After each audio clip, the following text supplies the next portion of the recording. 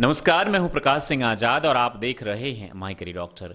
दोस्तों, आपने YouTube पर इंडियन एजुकेशन सिस्टम की डिमेरिट्स या फिर कमियों के बारे में कई वीडियोस देखे होंगे, लेकिन आज के इस वीडियो में हम किसी भी डिमेरिट या फिर कमियों का जिक्र नहीं करेंगे। हम बात करेंगे कि अपने इस एजुकेशन सिस्टम को कैसे बेहतर बनाया जाए ताकि स्टूडेंट्स को बेनिफिट होगा, और जब स्टूडेंट्स को बेनिफिट होगा तो कल डायरेक्टली और इनडायरेक्टली हमारे देश को बहुत ही ज़्यादा बेनिफिट होगा और ये एक दिन डेवलप्ड कंट्रीज बनेगा और सुपर पावर फिर दोबारा बन सकता है, जो कभी नालंदा और विक्रमशिला के समय में हुआ करता था। मैं चूंकि इसलिए फिट एंड फाइन समझता हूं अपने आप को इस मुद्दे पर बात करने के लिए, चूंकि मैं एक क्वालिफाइड लॉयर हूं, कंपनी सेक्रेटरी एग्जीक्यूटिव हूं, 5 साल डिफरेंट मल्टीनेशनल कॉर्पोरेट हाउसेज में मैंने काम किया है और पिछले 5 साल से एजुकेशन इंडस्ट्री में हूं और मैं स्टूडेंट्स के डायरेक्ट टच में हूं। इनकी प्रॉब्लम्स मैंने देखी है, एजुकेशन स्कूल्स की प्रॉब्लम्स मैंने देखी है और कैसे इन समस्याओं को सुधार में तब्दील हम कर सकते हैं, इसको मैंने बहुत करीब से देखा है।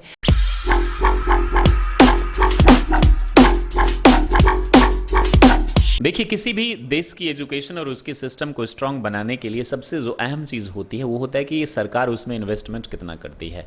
हमारी सरकार विकिपीडिया की माने तो कुल जीडीपी का 3%, रिपोर्ट की माने तो 4% और सरकार की माने तो 4.6% इन्वेस्ट करती है, जो कि कम है। और कंट्रीज से जैसे कि फिनलैंड नंबर 1 पे आता है 6%, सिंगापुर 6%, साउथ कोरिया 6% और जापान, ये बेस्ट कंट्रीज़ हैं जो कि एजुकेशन में टॉप पे आते हैं।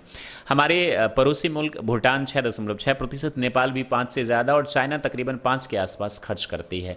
कई और डेवलपिंग कंट्रीज 7 और 8 के आसपास जीडीपी का एजुकेशन पे खर्च करती है। नंबर 1 जो स्टेप है वो ये है कि there should be an independent educational committee. हमारे देश में आपने देखा होगा क्राइम के लिए सीआईडी है, सीबीआई है, सीबीसी है, उसके बाद बहुत सारी ऐसी कमिटीज़ हैं, बोर्ड्स हैं, नीति आयोग हैं जो योजनाएं बनाती है देश के लिए। तो मेरा ऐसा पर्सनली मानना है कि हमारे देश में एक इंडिपेंडेंट एजुकेशनल कमेटी होना चाहिए। एचआरडी मिनिस्टर तो हैं और जो मिनिस्टर्स होते हैं चूंकि इनको रूट लेवल की चीज़ें नहीं मालूम होता। हिंदुस्तान में 95% एजुकेशन मिनिस्टर्स ऐसे आते हैं जो एजुकेशन की रूट लेवल की प्रॉब्लम से अवगत नहीं होते हैं। अब आप बोलेंगे कि बोर्ड तो पहले से ही है, सीबीएसई बोर्ड है, एनसीईआरटी है।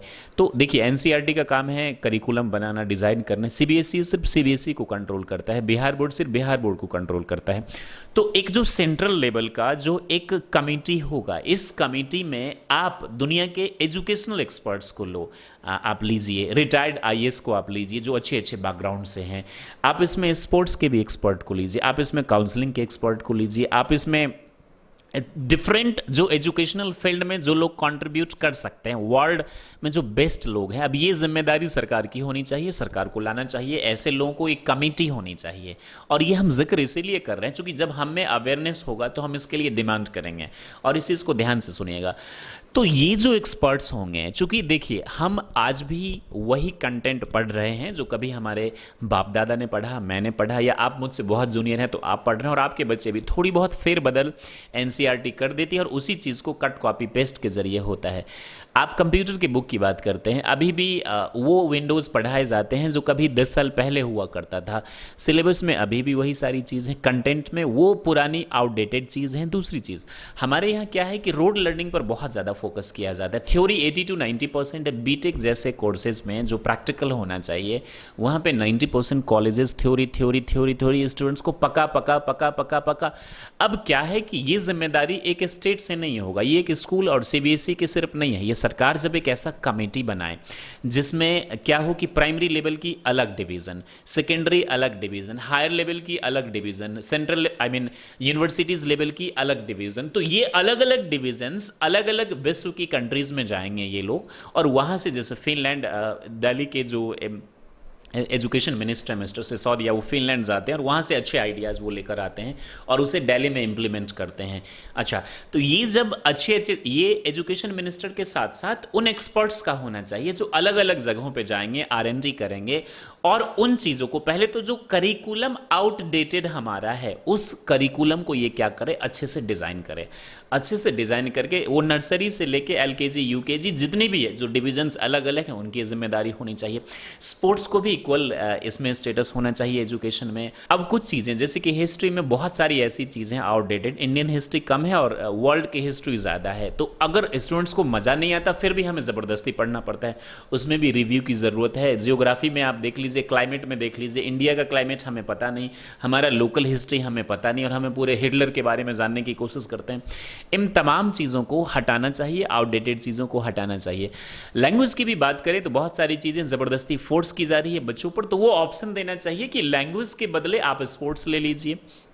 तो जब ये कमेटी होगी और सबसे पहले ये कमेटी कोर्सेज को फिर से डिज़ाइन, ये एक इंडिपेंडेंट कमेटी होगा और इस कमेटी में जब लोग इसी चीज़ के लिए पे किए जा रहे हैं कि भाई आपको बेस्ट आइडियाज़ लाना है, वो बेस्ट चीज़ें लानी है, जो आउटडेटेड चीज़ों को हटाकर बढ़िया बेहतर लाना है, कंटेंट को आसान बनाना है जिससे बच्चे हंसते मुस्कुराते पढ़े, उसको प्रेशर ना लगे। क्योंकि अभी क्या हो गया है कि हम लोग एजुकेशन को प्रेशर में लेते हैं, 9th 10th 8th 10th तमाम चीज़ें पीएचडी तक कर लेते हैं और शिक्षा का जो मूल उद्देश्य है उसे हम समझ ही नहीं पाते हैं। दोस्तों, शिक्षा का मूल उद्देश्य है कि अपने लिए खुद के रास्ते बनाना, और हम इतने प्रेशर में आ जाते हैं पढ़कर बीटेक ये वो करके कि बाद में जब हमें नौकरी नहीं मिलती तो हम आत्महत्या करने पर उतारू हो जाते हैं। और आपको मालूम होना चाहिए हर 40 सेकेंड में एक इंसान अपनी ज़िंदगी से हाथ धो बैठता है और वो आत्महत्या करता है, खुद से जाता है वो।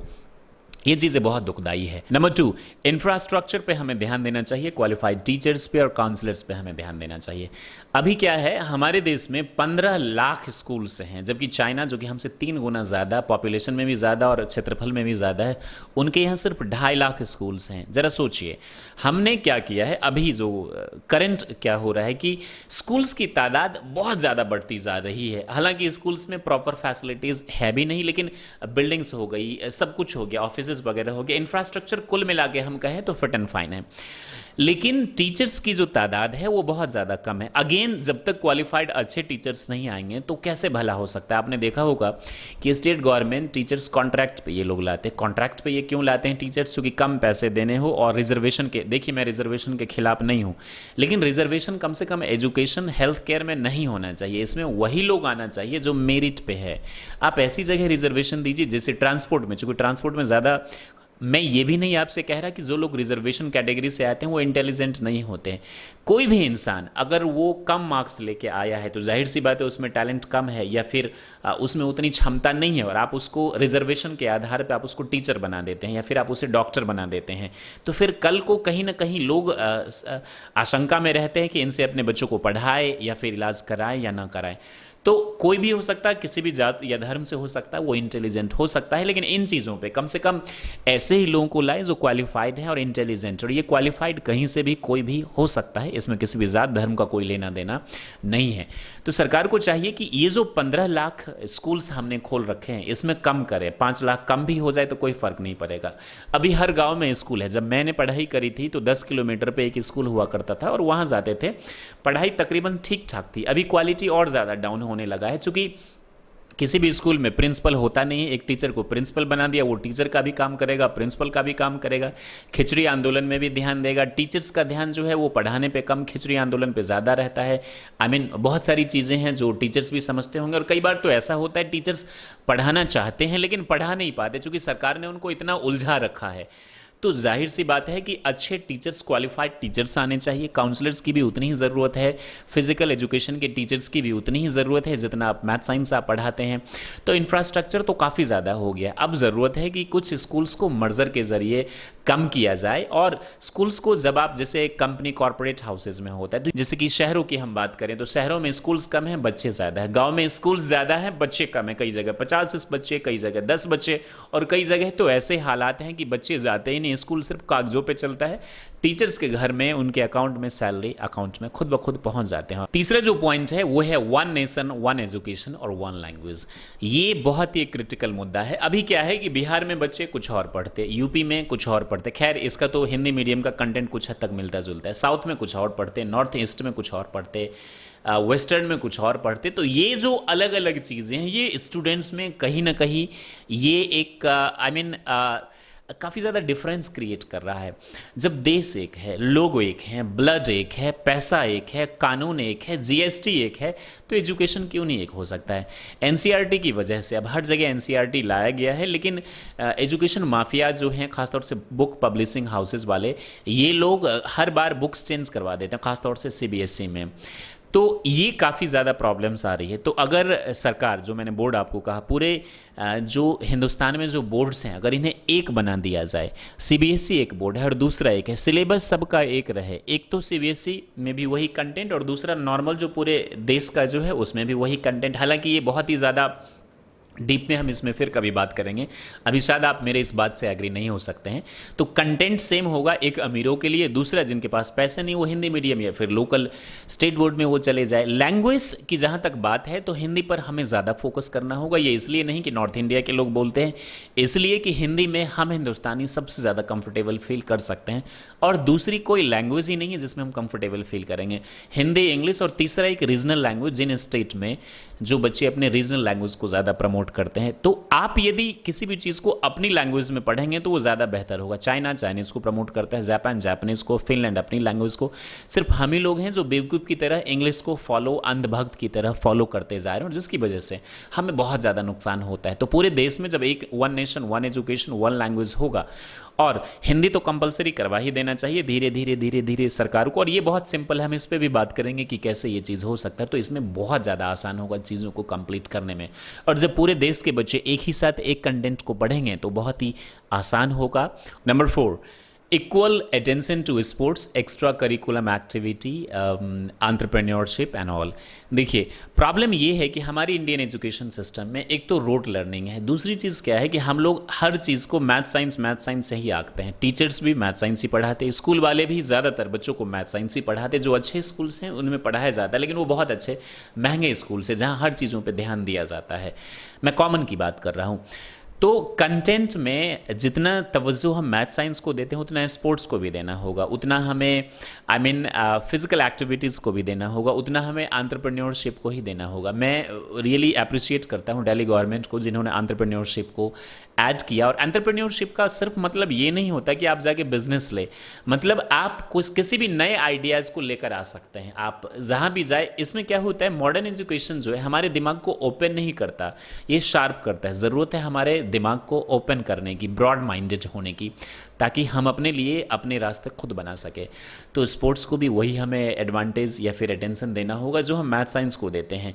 देखा ये गया है कि 90% स्कूल्स में स्पोर्ट्स के नाम पर नील बट्टे सन्नाटा होता है, हम लोग कुछ करते ही नहीं है, स्पोर्ट्स की घंटी ऐसे ही पास चली जाती है और मैथ साइंस को ही सब कुछ समझते हैं। और वो भी मैथ साइंस से मेरी कोई पर्सनल दुश्मनी नहीं है, लेकिन रटा दिया जाता है बच्चों को। मुझे खुद रटाया गया था जब मैं 9th-10th में था। Number 5, be the change if you want to see in the world. ये गांधी जी का स्टेटमेंट है। अगर आप चाहते हैं कि दुनिया में बदलाव हो तो वो बदलाव अपने आप में लाइए। हम यानी कि भारत की जनता, सबसे बड़ी जो डिमेरिट हमारी है वो ये है कि हम हर चीज़ सरकार पर थोप देते हैं। हम लोग गलत तरीके से बीएड करते हैं, हम लोग गलत तरीके से एग्जामिनेशन पास होते हैं, नहीं टीचिंग में इंटरेस्ट होता है तो दहेज के लोभ की वजह से या जैसे तैसे सरकारी नौकरी की वजह से हम टीचिंग ज्वाइन कर लेते हैं और मन से जाके पढ़ाते भी नहीं हैं, चेयर पे जाके बैठ जाते हैं, पीएचडी करने लगते हैं और हम चाहते हैं कि हमारे अकाउंट में पैसे आ जाए। बहुत सारे ऐसे लोग हैं हमारे में से ही जो पढ़ाते नहीं लेकिन सिर्फ पैसे में मतलब रखते हैं। मैं काफ़ी आपसे बताया कि स्कूल जाता हूँ, कॉलेज जाता हूँ, वहाँ देखता हूँ कि टीचर्स इंतज़ार करते हैं महीने की सैलरी का या फिर खिचड़ी प्रोग्राम में मिली भगत करके पैसा लूटने का। हम में से ही चुनकर तो कोई सरकार बनता है। अगर हम ही करप्ट हो गए तो सरकार से हम कैसे उम्मीद कर सकते हैं कि सरकार जो है वो दूध की धूली। देखिए, मैं यहाँ सरकार का बचाव नहीं कर रहा हूँ, यहाँ मैं सब पर पॉइंट आउट कर रहा हूँ। तो हम खुद दूध के धूले नहीं हैं, हमारे घर शीशे के हैं और दूसरे पे हम पत्थर मारते हैं। हम जनता को सजग होने की ज़रूरत है, क्योंकि हम सभी इंसान अच्छे टीचर तो चाहते हैं अपने बच्चों के लिए, भाई बहन के लिए, लेकिन टीचर बनना नहीं चाहते और बन भी गए गलती से। मैं आप जैसे ईमानदार लोगों की बात नहीं कर रहा हूँ, ऐसा नहीं कि सारे करप्ट ही लोग हैं, एक से एक ईमानदार हैं और अगर नहीं है तो ये दुनिया चल कैसे रही है। ठीक वैसे ही जैसे हम एक खूबसूरत बहू की उम्मीद तो रखते हैं लेकिन बेटी पैदा नहीं करना चाहते हैं। तो जब तक हम लोग खुद से ईमानदारी नहीं बरतेंगे, अपने प्रति ईमानदार नहीं होंगे, अपनी जिम्मेदारियों को नहीं समझेंगे, तो कैसे देश बदल सकता है? हम बदलेंगे तभी देश बदलेगा, युग बदलेगा। हम बदल ही नहीं रहे और आपसे उम्मीद कर रहे हैं बदलने की, तो ये चीज़ कैसे होगा? तो ये जिम्मेदारी सिर्फ सरकार की नहीं, हम सभी की है। जहाँ भी गलत लग रहा है हमें चीज़ों को आवाज़ उठाना चाहिए। और मेरा वीडियो बनाने का पर्पज़ सिर्फ यही था कि मैं आप तक अपनी बात को पहुँचा सकूँ, और इस पे बातें होंगी। जब बातें होंगी तो बातें जाएंगी, और जब बातें जाएंगी तो लोग भी इसके बारे में सोचेंगे। अब आप ये कह सकते हैं कि देखिए ये पॉसिबल नहीं है ग्राउंड रियलिटी पे, अगर ग्रास रूट लेवल पे हम बात करें। देखिए हर चीज़ पॉसिबल है। फिनलैंड ने कभी सोचा था कि उनका एजुकेशन नंबर 1 होगा? चाइना ने कभी सोचा था कि वो बहुत तेज़ी से पावरफुल बन के उभरेगा? भारत जब पावरफुल था तो कभी सोचा था कि उसकी स्थिति ऐसी होगी? तो जब हम सोचेंगे तो एक्शन लेंगे, और जब एक्शन लेंगे तो कुछ ना कुछ अच्छा ज़रूर होगा। मैं बहुत ज़्यादा पॉजिटिव रखता हूँ अपने दिमाग में, पॉजिटिविटी, पॉजिटिव एस्पेक्ट्स पे बात करता हूँ, और मुझे लगता है कि एक ना एक दिन हमारे देश का एजुकेशन सिस्टम ज़रूर अच्छा होगा। और जब एजुकेशन सिस्टम अच्छा होगा तो देश के अच्छे बच्चे सामने आएंगे, और जो यहाँ से इंटेलिजेंट लोग ब्रेन ड्रेन के जरिए डेवलप्ड कंट्रीज़ में जाते हैं वो नहीं जाएंगे, वो यहीं रहेंगे। और जब वो यहाँ रहेंगे तो हमारे देश की ज़्यादा भलाई होगी, और जब ज़्यादा भलाई होगी तो चीज़ें अपने आप बेहतर हो जाएगी। मैं सरकार से भी गुजारिश करना चाहूँगा, विनती करना चाहूँगा कि इन चीज़ों पर अब वक्त आ चुका है कि जैसे हमारा बजट बहुत ज़्यादा फोर्स पर जाता है, आर्मी पर जाता है, डिफेंस पर जाता है, वैसे इस पर भी ध्यान देने की ज़रूरत है। हेल्थ केयर पर भी ध्यान देने की ज़रूरत है, और अगर हम ध्यान दें तो अपने देश को फिर से एक बार बेहतर बना सकते हैं। आप कमेंट में ज़रूर बताइएगा कि आपको ये कैसा लगा, और क्या ऐसी चीज़ है जो मैं भूल गया जिसे आप ऐड करना चाहते हैं। बार बार हम इन मुद्दों पर ज़रूर बात करेंगे। आपके भी कुछ पॉइंट्स हो एजुकेशन से रिलेटेड तो आप हमें कमेंट करके ज़रूर बताइएगा। फिलहाल के लिए आपका बहुत बहुत शुक्रिया हमें देखने के लिए। Stay happy and be the best. जय हिंद, जय भारत।